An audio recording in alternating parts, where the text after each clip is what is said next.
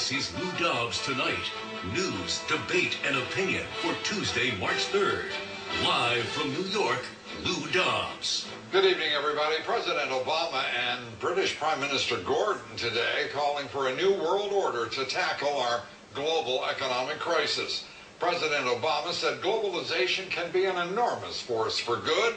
Prime Minister Brown again pushing for what he calls a global New Deal, paid for by the United States, of course. And Budget Director Peter Orszag saying budget deficits could amount to $2 trillion more if Congress doesn't pass the president's budget.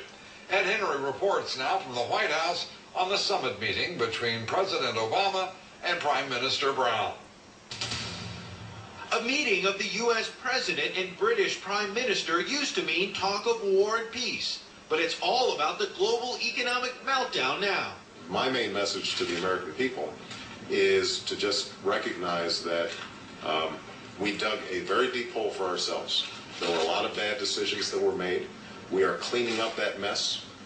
It's going to be sort of full of fits and starts in terms of getting the mess cleaned up, but it's going to get cleaned up. Prime Minister Gordon Brown is wounded at home and wanted a full-fledged news conference to stand beside a popular new leader. Instead, Brown got a more low-key meeting in the Oval Office. And yet, unlike Tony Blair, he didn't seem to mind being considered the American president's poodle. And I think the history books will record that what he has done in his first nearly 50 days of office has been momentous in setting the means by which we can see the economic recovery happening. Brown desperately needs President Obama to help Great Britain deal with the financial crisis. As far as the common interests that we're pursuing, look, there is the possibility in the next few months of a global New Deal that will involve all the countries of the world in sorting out and cleaning up the banking system. The president pointedly did not make any promises about a global New Deal, focusing instead on trying to reassure Americans about 12-year lows on Wall Street. What I'm looking at is not the day-to-day gyrations of the stock market, but the long-term ability for the United States and the entire world economy to regain its footing. And, you know, the stock market is sort of like a tracking pole in politics. You know, it bobs up and down day to day. And if you spend all your time worrying about that, then you're probably going to get the long-term strategy wrong. Now, even as the president insisted he's not following the markets on a day-to-day basis, he did say that prices are so low right now on Wall Street that it might be a good idea for Americans to go out and buy stocks if they're in it for the long term. White House spokesman Robert Gibbs was quick to stress the president was not issuing any kind of official buy signal. Perhaps, though, he's trying to put a little confidence in those sagging markets, Lou. I'm not sure what you would call that with the President of the United States, who has pretty much demonstrated he doesn't know much about economics, suggesting people go out and buy stocks. The last person who does know something about stocks to make such a suggestion was Warren Buffett in October, and since then the Dow Jones Industrials have lost more than 2,000 points. Surely the president will refrain from doing that sort of thing again, one hopes. But I don't quite understand the president's comment about a tracking pole, a political tracking pole when talking about the markets. Housing values have just collapsed in this country. The credit markets are absolutely resistant to flowing and to opening up. It is not simply a tracking pole called the stock market that we're looking at here, is it?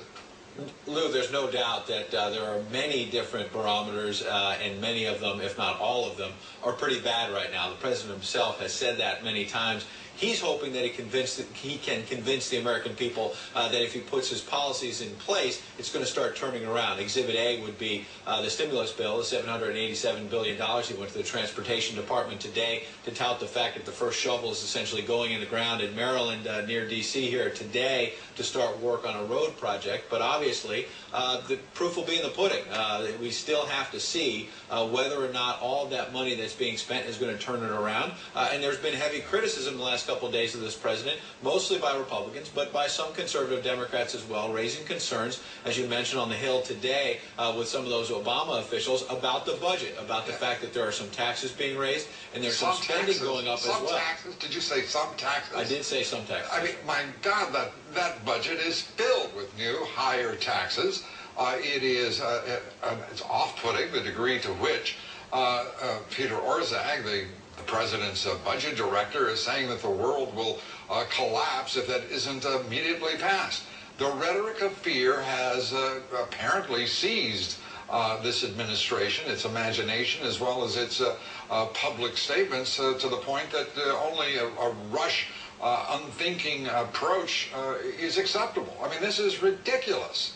Well, they would insist that it is only a few taxes. For example, capital gains tax rates going up from 15% to 20%. As you know, they're going to let the Bush tax cuts, at least they're proposing, to let the Bush tax cuts expire at the end of 2010. But I mean, if I may, this is the same nonsense we've seen with administration after administration, only this one dealing with a real economic crisis, making these absurd projections on economic growth in the midst of what this president is saying is approaching a catastrophe economically.